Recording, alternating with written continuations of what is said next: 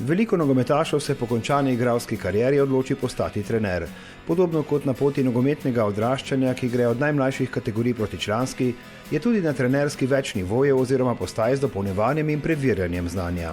Sem bil nogometaš, sem bil igralec, sedaj pa je napočil trenutek za nekaj novega, za nekaj drugega. Prvi namen je in poglavitni to, da bi pridobil čim več novega znanja.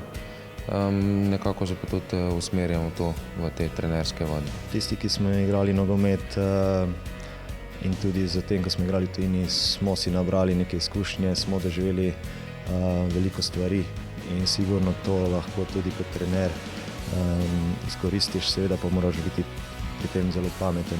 Nogometna zveza Slovenije ima v sklopu izobraževalnega centra zastavljen učinkovit sistem šolanja in pridobivanja posameznih licenc, za katere vlada veliko zanimanje. Na razpis za usposabljanje za UEFA A licenco se je prijavilo 85 kandidatov, ki so bili razdeljeni v dve skupini. Ena je že končala s šolanjem, druga je s predavanji začela v tem letu.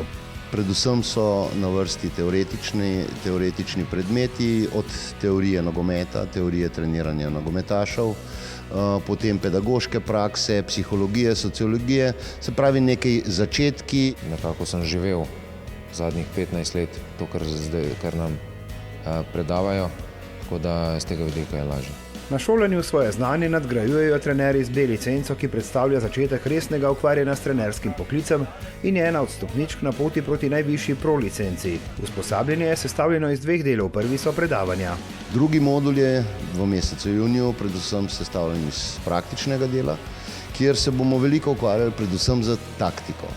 Vsaka stopnja izobraževanja je v mnogočem nadgradnja prejšnje, kar velja tudi za pridobivanje A licence.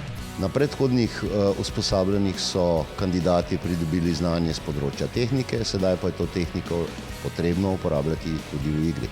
Po pridobitvi A licence sledi delo v klubih, mnogi gredo seveda naprej na usposabljanje za trenerja pro, tudi skozi delo v klubskih mladinskih pogonih in tudi v drugoligaški konkurenci. Za prvo slovensko nogometno ligo pa so potrebne ob izkušnjah tudi še nek zaključni izpit za diplomsko nalogo, ki je pod vodstvom mentorja.